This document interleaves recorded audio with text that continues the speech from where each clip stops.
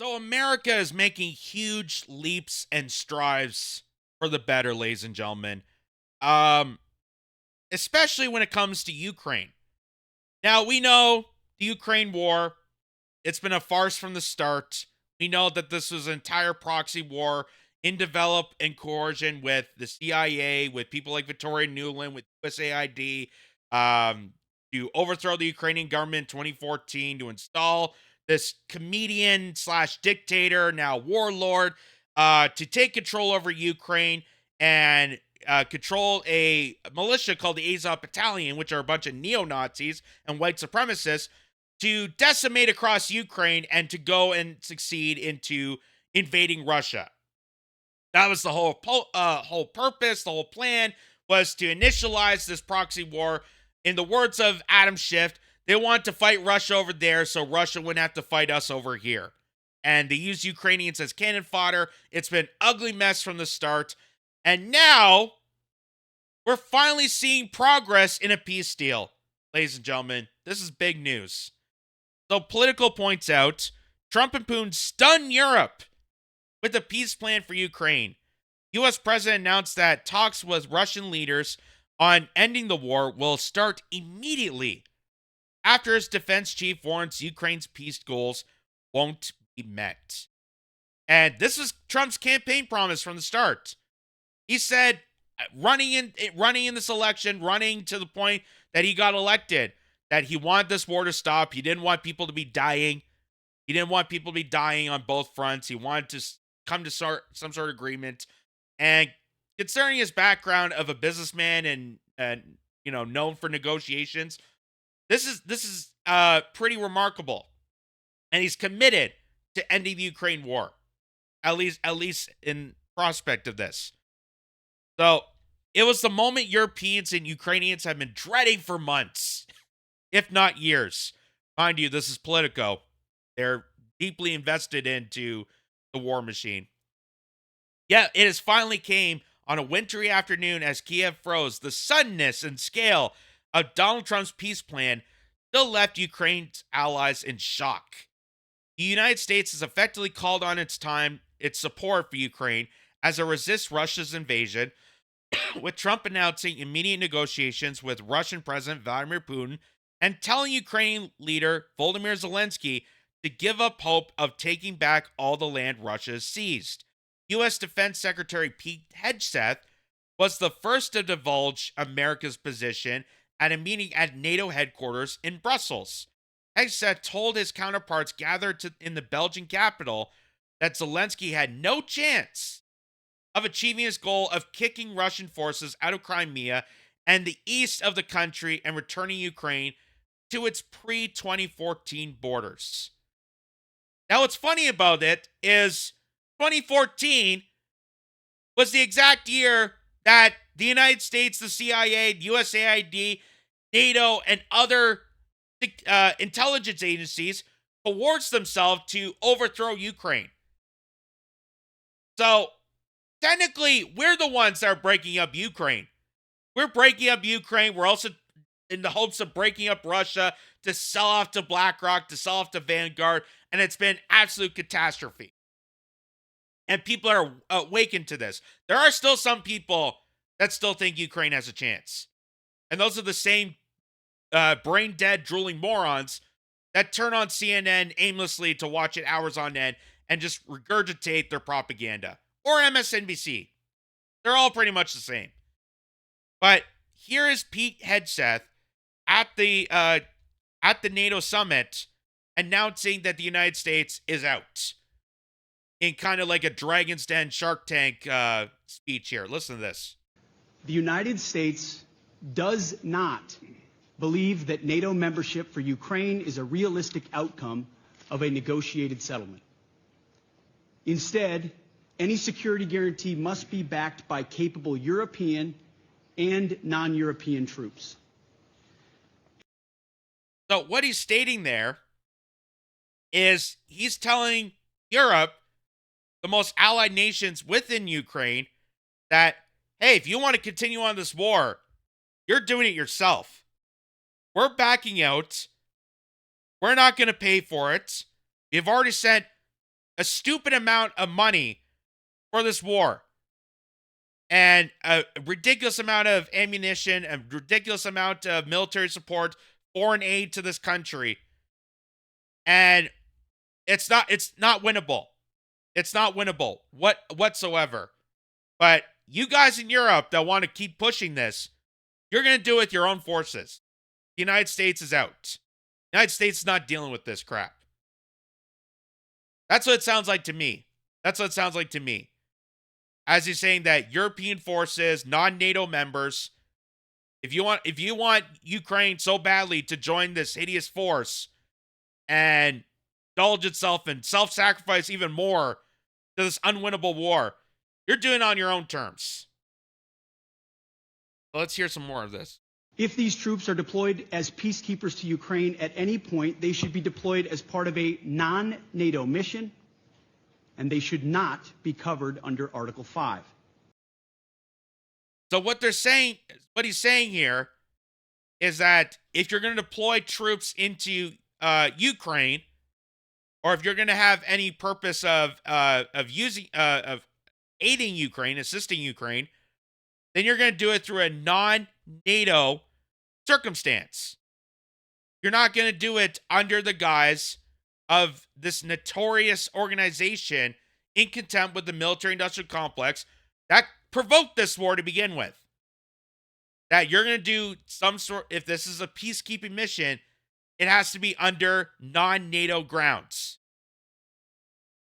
So this seems like a huge win. A huge win. However, there's still backlash. There's still backlash. And surprisingly, backlash from our neck of the woods. And it's kind of amazing. And I find it so ironic. As we're screaming about America and the tariffs and how bad Donald Trump is, isn't it amazing? Isn't it amazing that America is doing more of a job for peacekeeping than we are? And we're supposed to be the peacekeepers. That's part of our identity. That's part of our heritage. That's what makes me proud to be a member of this country. And what are our politicians saying about this? Keep the war going. Anything we can to fight against Russia. Get the Prime Minister to say Slava Ukraine right in front of the general public. The Canadian Prime Minister. Not saying go Canada, go, not supporting Canada, but support the proxy war that's drained this country whole. So you may recall, we showed this before, this is back in 2023, our Foreign Affairs Minister, Melanie Joly, stated that regime change in Moscow was definitely the goal, as Canada bans Russian steel and aluminum imports. Canada's politicians don't want to recognize that the current Russian policy is supported by the ultimate majority of the nation. What is that policy? That policy is a peace settlement between Ukraine and Russia that states that NATO will not expand into Ukraine. We are going to take over the Donbass and Crimea regions, the people that primarily associate with the Russian Federation, not Ukraine. And we are going to put pressure on this new world order globalist tirade that I'm blanking on the name. Sorry, of NATO to not storefront onto our grounds, to not storm into our territory. That was the original peace deal, and majority of Canadians see Russia as not their enemy. In fact, their enemy is the people that are telling them who should be their enemy. The enemy is people like Melanie Joly, who are bleeding this country dry. And Justin Trudeau and Chrystia Freeland. Well, we know about Chrystia Freeland's background, so obviously we know exactly why she's dead set on supporting Ukraine as much as possible. Part of her, Nazi-related heritage. So, Cat Canada says Melanie Joly speaks at the International Security Forum, an annual gathering of foreign policy experts, says that Ukraine will decide what victory looks like. And that should be part of NATO. She's saying this in 2025, as it's been reported that over a million Ukrainians have died. Generations of Ukrainians that have sacrificed themselves. They're dragging people to the front lines of this heinous war that's just a total bloodshed. And she's still, in 2025, still stating that, oh, Ukraine's going to win and they're going to decide what victory looks like. It shows you how possessed these people are in this hideous war agenda. And again, it amazes me that America has more of an understanding on peacekeeping and resolution and diplomacy than the peacekeeping nation. So here's what Malaysia Lee had to say about it. The Ukrainians will decide what victory looks like. But I think there's a fundamental principle that is really important, which has been highlighted, which is Putin cannot just leave, rearm, and reinvade. This would be bad for Ukraine. This would be bad for all of us. And so we need to make sure that there is future security for Ukrainians. It would be a threat for NATO. It would be a threat for all democracies, because it would be sending also a message not only to, of course, Russia would be sending a message to itself, but it would be sending a message to other autocracies. I think that we can't have a peace deal. We can't do this because that's going to send a message to Russia. That's going to send a message to China. That's going to send a message to all the other countries we want to invade and occupy illegally to take full totalitarian control of. Oh my God, what kind of message would that be? What kind of message that Canada is actually a peacekeeping nation? Here's an example of it. What kind of message would that be? Oh my God. Oh my God. And it's amazing that people will listen to this, consider her an expert, and the same people that will also regurgitate in 2025, hey, we got to support Ukraine and keep them in stance, because otherwise Russia's going to occupy Europe. They're going to take over the world. That is why we got to support Ukraine. Slava Ukraine. Because Russia's going to take over Europe. And if you're one of those people, holy crap, do you need to do some background research? Holy crap, open a book, open up a history textbook, and learn something, you dumbass. First of all, if Russia ever wanted to invade Europe and take over and start some sort of Soviet Empire uprising, they would have already done it. They don't need Ukraine. They don't need this war. They would have done it immediately. Okay? See how big Russia is? See how big Europe is. They would have done it immediately. But that is never the intention of Russia. Russia never intended to do any sort of invasion of any country. If they would have done it a decade ago. They would have done it years ago. And also, if you look at the context of this, which obviously Malaysia Lee and other people that are supposedly foreign affairs experts don't understand about this, is they're trying to start this war at the third act by saying that this started because Russia illegally invaded into Ukraine. What they don't tell you is that the United States, Victoria Nuland, NATO, and other military empires coordinated together to do a full-on coup of Ukraine to overthrow the democratically elected leader of that country, install this comedian who ran on a peace ticket, who is now a dictator warlord, and did it purposely to use and abuse Ukrainians for our egregious battle to go after Russia. Why? Because they thought, hey, we could break up Russia and sell it off to the criminal organization like BlackRock. But it turns out Russia actually has a stance. Russia actually has a decent military. And I'm not supportive of Russia. I'm not supportive of any country involved in this. I'm saying this is a matter of peace and diplomacy. Read up on all the information about war before you take a stance. Okay? Go look at John Mearsheimer. Go look at people that study this. Go look up the works of Seymour Hersh. Go look up the Ukraine on Fire documentary done by Oliver Stone to show you the full perspective of this. And the reason they want to keep this going and sell it to you and fearmonger this as much as possible is because also Ukraine has a bunch of minerals.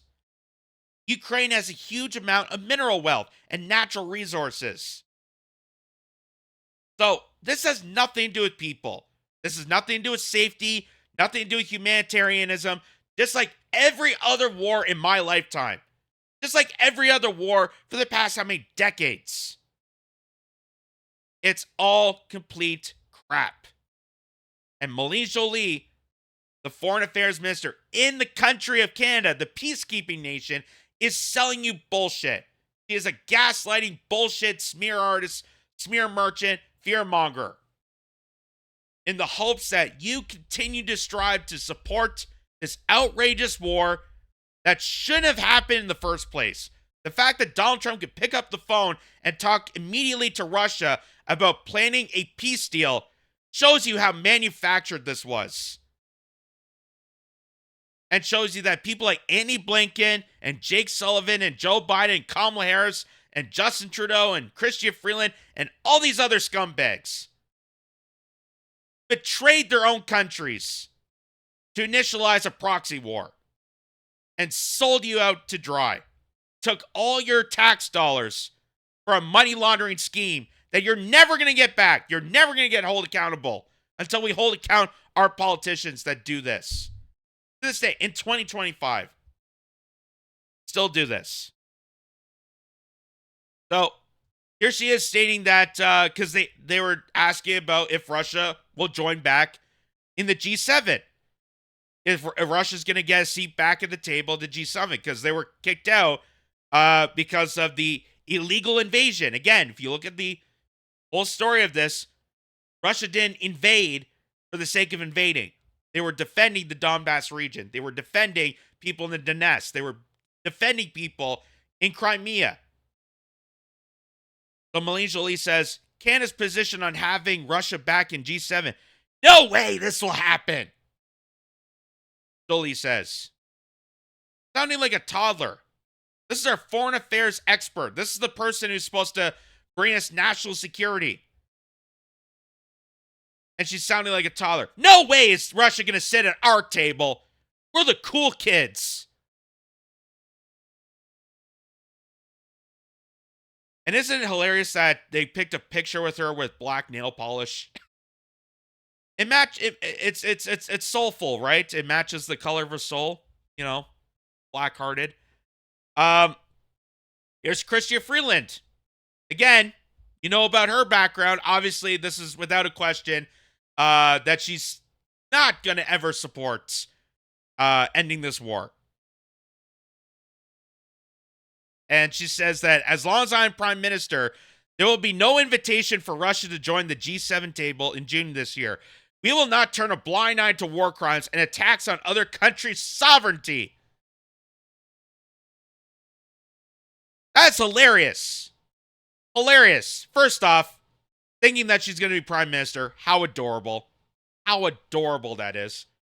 Also the fact that she's not going to turn a blind eye when it comes to Russia. But it's amazing how many years of turning the cheek for all the other war crimes that have ever happened, including the genocide, including a illegal genocide that wiped down entire civilization that you supported, that people like you supported, just like how you supported the illegal occupation in Iraq, just like how you supported the illegal occupation in Syria, how we took over Afghanistan and brought it to the heels into the Taliban.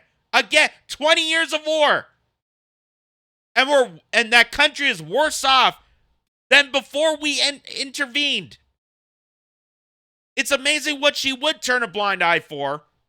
But the minute that Russia defends people within a region that supports the Russian Federation away from the heinous acts of the Ukrainian government that was overthrown by the CIA, she goes all berserk about it. And again, you look at her family history and her track record, you understand where this perspective is coming from. Here's even Pierre Poilievre, who could say the right thing in the House of Commons. He knows how to get quick whips at Trudeau. He can be right on certain things, but this is where he completely falls short. He says Russia should not be welcomed back into the G7. It was a conservative government that led the charge to kick Russia out of the then G8 because of their illegal invasion of Crimea in 2014. Russia's exclusion from the G7 is every bit as justifiable today. So, it's amazing they're trying to hold Russia account to the supposed war crimes. But again, not holding to account other conservative governments, like, say, in the UK, Boris Johnson, who smashed a peace deal that would have resolved this within months. The original peace agreements that would have resolved this, that wouldn't result into Ukraine giving up territory or Russia coming in or so on. So Boris Johnson told Ukraine not to do it, overrode the democracy in Ukraine and told them deliberately not to sign up for this peace deal. Is Pierre Poilievre holding account to that? No, of course not. Which is why he's acceptable in political society, even though he is painted as some sort of Trumpian candidate, and he says the exact same. He's some sort of right-wing populist, according to like CBC and CTV. He's still as much as a warmonger than the rest of them. And again, it's amazing that America has more of an understanding of what peace is than our own country. Is that just kind of awful? Is that just kind of awful? It is for me. It is for me being a Canadian. Here's RB Ham saying, "Why do you love Nazis, Pierre?" And he shows all the pictures, all the numerous articles, all the publications that before Russia came in told us deliberately how corrupted Ukraine was. And back in 2019, I wish I had the video to show it here, but we've shown this numerous times that City News reported back in 2019 that we were training Ukrainians to battle up against Russia, and we were training Azov Battalion Nazis. And the Canadian military knew about it, and they're reporting back to the leaders in Canada here that, hey, we're training with a bunch of white supremacists. Don't you think that's a conflict of interest? Don't you think that is something to look into, something that we shouldn't be doing? And our Canadian politicians turned a blind eye. They didn't care. So while they're screaming at peaceful demonstrators at the Freedom Convoy that they're a bunch of Nazis, white supremacists, and fascists, we were aiding fascists and Nazis this whole time. Really just unbelievable.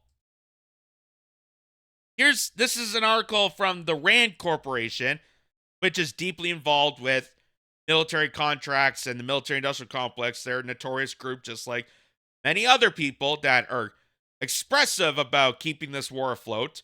And just to remind people, overextending and unbalancing Russia, assessing the impact of cost-imposing options. This is back in 2019.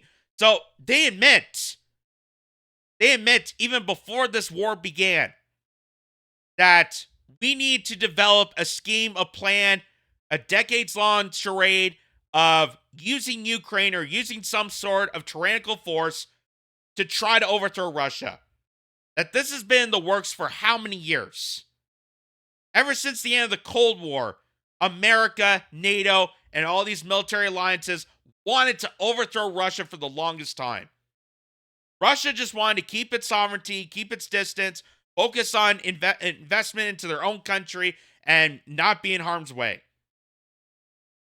And while NATO has violated every single one of their peace treaties, every single one violated extending the borders of NATO countries to further align towards the Russian border, Russia got worried and said enough is enough.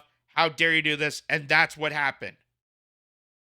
It overthrew the country of Ukraine to install a puppet government that was going to align with the notorious figureheads of the military industrial complex, the soulless, idiotic, insane people that wanted to use Ukrainians as a bunch of pawns in this scheme of a proxy war so they could break up the two countries and sell it off to BlackRock, to sell it off to the most heinous international developers for the global agenda. Because all this is bankers' war. All these are bankers' wars. That's why Mark Milley congratulated bankers for their service in the war. Not the people that fought for it. Not you guys that enlisted and thought you were going to save your country. They don't give a damn about you, but they give a damn about the bankers. Because, your investment is going to be so gracious once all the dead bodies are collected, once we clean up the burnt down buildings, all the children that have been sacrificed. It's going to be such a great investment.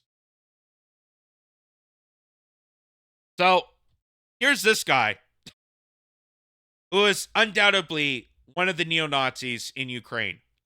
He states, so are we supposed to give up our national territory, vow never to join NATO, no matter what Russia does, and also give Donald Trump our rare earth minerals? That's a very interesting deal from an aggressor and a partner that was supposed to be our security in exchange for giving up our nuclear weapons, missile arrangements, and strategic bomber fleet. And Wyatt Reed, who's an investigative journalist pointing this out, stated the obvious to this. The Nazis who jump-started the Ukraine conflict in 2014 just realized how their story ends. And just like every single dignitary, expert, professor, people, the smartest minds in the room have told you from the start that this war was not going to be won by Ukraine, and it was going to be over on the terms of Russia. Russia was going to decide the fate of the outcome of this war. And that is why it was stupid of us to ever intervene, to ever have this war, to ever use Ukrainians as proxies to overthrow Russia. That this whole war was an absolute farce from the get-go. And you can hear that from John Mearsheimer to Jeffrey Sachs to Oliver Stone, to so many people who have been covering this for many years. This is over a decade long. This battle's been going on. Over a decade long. Not when Russia started to swarm in. This has been going on over a decade. And the reason you may not hear about it and you're still supporting about this is because they are purposely leaving you out of information. They're purposely making you dumb and manipulative to support this egregious war, to support the warmongers and the racketeer. Just like how they won't tell you about Afghanistan, just like how they don't tell you about any other war. That's how powerful information is. Because once you understand how war is conducted, then you'll understand what the actual solution should be. And how you can actually end this war, which is something they don't want. So here's the Vice President, J.D. Vance, who was at the Munich Security Conference. And, of course, all the European nations are still discussing Ukraine. They're worried that Trump is going to end this crisis. And, oh, my God, all the money that we put over there. We have to support Ukraine because that's what good globalists we are. So here's J.D. Vance scorching the other European nations on just how heinous they are and how disregarding of their own countries to support illegal war occupations like Ukraine. Look at this. And unfortunately, when I look at Europe today, it's sometimes not so clear what happened to some of the Cold War's winners. I look to Brussels, where EU commissars warn citizens that they intend to shut down social media during times of civil unrest the moment they spot what they've judged to be, quote, hateful content. Or to this very country, where police have carried out raids against citizens suspected of posting anti-feminist comments online as part of, quote, combating misogyny on the internet, a day of action. Boy, isn't it interesting that the more you invest in Nazis in foreign countries, it almost seems like fascism comes back? It's almost like an evil karma trick. The more we aid in white supremacists to fight proxy wars in, then we start turning into the fascists. We start locking up people. We start censoring out wrongthink. Just like the Ukraine war, just like we saw with COVID, just like we've seen with 2016 election, the 2020 election, just like we've seen throughout the entire process the last how many years now? And in European nations like the UK and Germany, it's worse. It's worse in countries like that. It's incredible that while they're still pledging support to the most corrupted nation in Eastern Europe, they're also turning themselves into Nazis.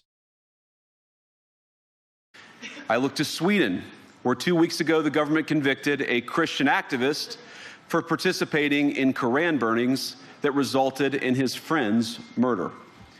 And as the judge in his case chillingly noted, Sweden's laws to supposedly protect free expression do not, in fact, grant, and I'm quoting, a free pass to do or say anything without risking offending the group that holds that belief. And perhaps most concerningly, I look to our very dear friends, the United Kingdom, where the backslide away from conscience rights has placed the basic liberties of religious Britons in particular in the crosshairs. A little over 2 years ago, the British government charged Adam Smith Connor, a 51-year-old physiotherapist and an Army veteran, with the heinous crime of standing 50 meters from an abortion clinic and silently praying for 3 minutes. Not obstructing anyone, not interacting with anyone, just silently praying on his own. That's right. The UK is locking up people and arresting them for silent prayer. Praying to yourself is illegal in the UK. And it's so bad in the United Kingdom that they're running out of jail cells. They're not convicting criminals of actual violent crimes because the police are rounding up more and more people for social media posts. Do you see how outrageous the circumstances are? Do you see how putting the blame on the United States is obviously a psyoptic? Because people like J.D. Vance or Pete Hegseth or Donald Trump or Elon Musk is at least willing to show and show the transparency of how hideous these other countries' governance is, how they're arresting people for speech. Now, mind you, Donald Trump announced that he was going to deport and arrest people for protesting for Palestine and college students that were invoked in the Palestine protests. That's obviously concerning. That's obviously something that I hold Trump count to that. But the fact that J.D. Vance is standing on stage and telling people and highlighting the fact that, you know, you're concerned so much about what our administration is capable of. You're angry at Elon Musk for having a platform allowing people to somewhat talk openly on this platform, and yet here you are arresting people for silent prayer. You are turning into the Nazis. We have not fought fascism. Fascism got rebranded. Okay? World War II did not see the diminish of the Third Reich. We took parts of it and rebranded it into our everyday life. The Nazis still rule to this day. And it's not the Nazis that were in January 6th or whatever the mainstream media compiles as a Nazi. The Nazis are the people like the WEF. The Nazis are the people like the NGOs. The Nazis are big pharmaceuticals. The Nazis are the international conglomerate corporations that search out and take ownership of the government. And that is the definition of fascism, ladies and gentlemen. When corporate entities and governance coordinate together to suppress the needs of the people. That is the definition of fascism. And we're living it, baby. We're living it today.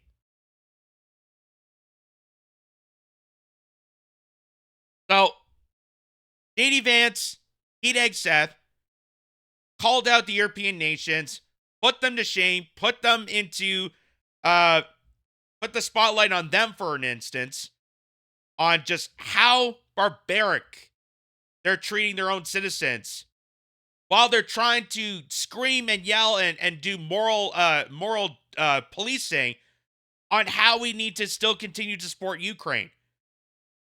And it got so embarrassing for European nations that the chairman of the Munich Security Conference broke down in tears.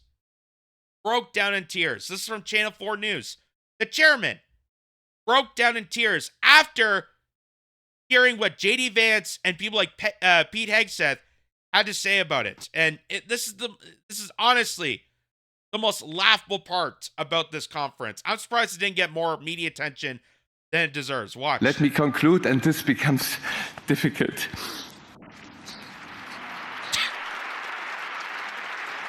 It is clear that our rules-based international order is under pressure. It says, it is clear our rules-based international order is under pressure. So again, this NWO, this WEF conglomeracy, this globalized citizenship that we're diminishing country sovereignty, that everybody's got to be in this globalistic think tank, is over. It's starting to deteriorate. People are waking up to realize that we have been taken over by an even extensional tyrannical force far beyond just our own countries. That the reason that the UK, Australia, Germany, Italy, all these countries aligned similarly in their politics, especially when it comes to censorship, especially when it comes to war, especially when it comes to pharmaceuticals, especially when it comes to mandates, they all align the same way because they're all occupied by ghoulish scumbags at the very top. As the late George Carlin once said, you have owners, and they own you. And they're realizing that the jig is up, that people are far awakened to understand what's happening, and the manipulation is over. It is my strong belief that this more multipolar world needs to be based on a single set of norms and principles, on the UN Charter and the Universal Declaration of Human Rights. This order is easy to disrupt, it's easy to destroy, but it's much harder to rebuild. So let us stick to these values, let us not reinvent them, but focus on strengthening their consistent application. Let me conclude, and this becomes difficult.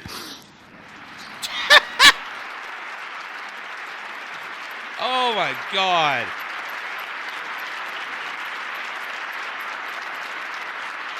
Oh, there you go. Got your emotional support warmonger up there to give you a hug.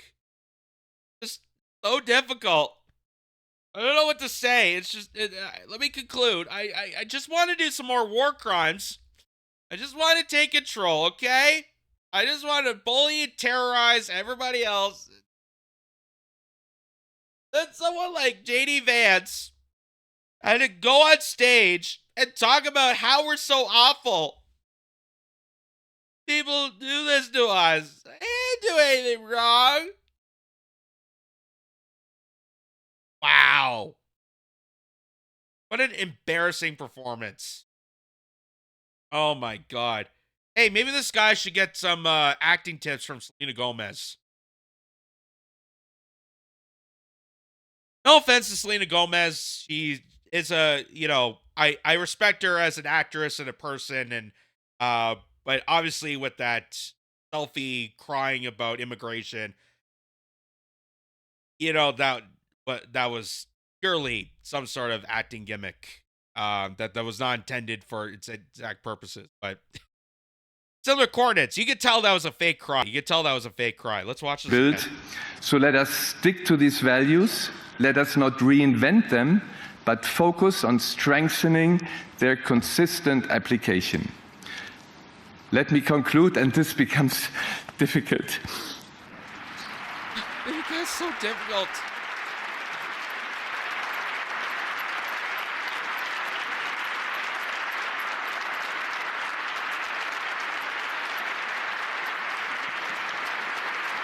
Oh my God.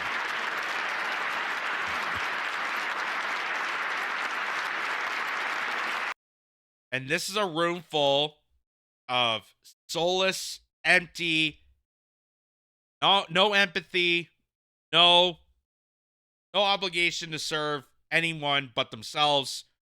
And these are the people that are screaming the loudest of why we need to go into war, why we need to do these geopolitical gimmicks, to the same degree that they will never fight in their own battles.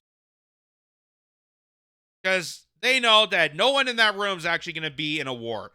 No one's ever going to see the front lines of disaster and danger and see bloodshed and just utter chaos and destruction. But it's okay they do it because it involves poor people. You're peasants, you're plebes, you're a bunch of serfs. We don't care about you. And we're going to abuse you and use you to our gain for anything out of the ordinary. Whether it being woke politics, whether it being illegal invasion, whether we manipulate countries to invade each other and we steal their natural resources, anything. But now it's over because JD Vance had to say words. I need a hug. I went hungry. So, Colonel Douglas McGregor, again, another person who predicted this a while back, reminds Ukrainian President Volodymyr Zelensky has gone from hero to zero in the space of a few months. Thanks to the compliant Western media, Zelensky and his political backers in NATO promised mountains but delivered moleholes. Make peace, you fools. That was 2 years ago. They stated that. 2 years ago. And 2025, the moment that it takes Donald Trump, a game show host, to finally make the call to end this nightmare, to end this bullshit, the rest of the other nations still don't get it, including us. And we're supposed to be the peacekeeping nation. And the mainstream media that is compliant to the military-industrial complex, compliant to NATO, to USAID, to all these nefarious organizations that pay to play in broadcasting, are defending the corruption, defending and going after Trump for, God forbid, making diplomacy happen. Something that most nations should be doing on an average day. So, speaking of Western media compliancy, Volodymyr Zelensky appeared once again on Meet the Press and just showing once again that this guy is still going to go down kicking and screaming like a faintless toddler that he is. And just showing no sort of saving grace. Shows what a narcissistic, ignorant piece of crap this guy truly is. So, Resist the Media says, Zelensky joins Meet the Press. I will never accept any decisions by the United States and Russia about Ukraine. Never. Like a blameless child. I will never comply to you. Never. I am never going to have a peace deal. And says it directly on air. Listen to this. Thing that President Trump said this week. He did not say yes when he was asked if he sees Ukraine as an equal member in the peace process. He did say later that Ukraine would have a seat at the table. Have you been given any assurances that Ukraine will have an equal seat at the negotiating table? So I will never accept any decisions between the United States and Russia about Ukraine. Never. And our people, never. And our adults and children and everybody. It can't be so. This is the war in Ukraine against us, and it is our human losses. And we are thankful for all the support, unity between. Okay. Here's all the problems with that statement. Because Volodymyr Zelensky, that Oscar-winning performance guy pretending to be a leader when he's really just a repugnant, barely a comedian asshole, thinks that he's going to become victorious if he stands his ground. Again, if you know anything about this war, Ukraine doesn't have any leverage to this. Ukraine is just the players. Ukraine was just the cannon fodder. Ukraine is just the pawns to this entire operation. They don't have a seat at the table. This is between the United States and Russia. Why? Because the United States overthrew the Ukrainian government to get this guy to become leader in the first place. And Zelensky knows that. Zelensky also knows that he wouldn't get this financial backing without the United States. So, what kind of leverage, what kind of person thinks that he has the opportunity, he has the audacity to put his feet on the ground and say, we are not going to accept a peace deal because Ukrainians are out of it? The United States initialized this war. This is the United States war against Russia. Unfortunately, Ukraine was caught in the middle of this. And just like I feel bad for any person in the conflict of war, I feel bad for the Ukrainians, I feel bad for Russians, I feel bad for anyone that is caught up in the war tyranny, in the complete disparity of slaughter and mass killings of so many civilians. But this guy wouldn't be in the position that he's in right now without the United States. So, yes, the United States is going to pursue a peace deal in your defense. They're going to represent you. Why? Because you wouldn't be in power without them. You would still be a comedian playing the piano with your dick. You wouldn't have any opportunity to seize control, to be the warlord, tyrannical force that you are right now without the United States. And that is why the U.S. is putting pressure to get Russia to sign a deal with them, and putting and United States is speaking on the behalf of Ukrainians. Because you know for a fact Zelensky is going to say no. You know for a fact Zelensky, who was kissed up from everyone from BlackRock to Vanguard to all the business interests, he did a plea deal to Goldman Sachs.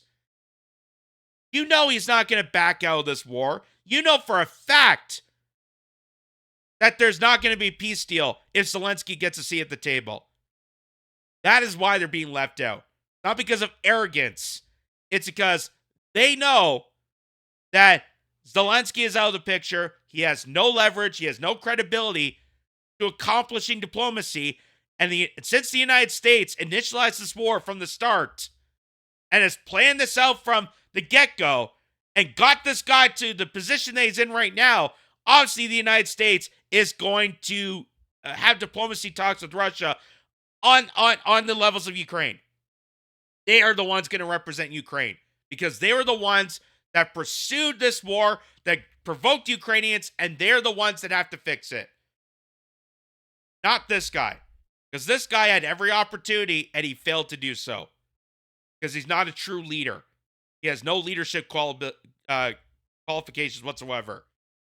This guy is an absolute disgusting tyrant. that has now met the fate of his own destruction.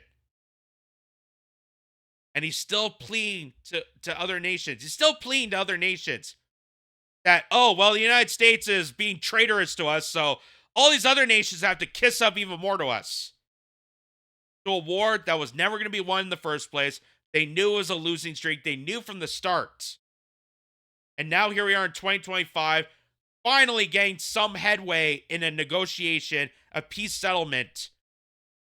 And yet there's still nations, including us, that are still so blindsided, kissed and so prologued into the propaganda, still think Ukraine has a fighting chance. So, congrats on America. The world should be taking notes on the strides they're taking and not trying to bash it just because of Trump and tariffs. Take note of the fact that they're doing peacekeeping diplomacy and trying to end wars, while countries like Canada, that for the longest time in country's heritage honored itself as peacekeepers, have done none of that. We're increasing wars. Think of that.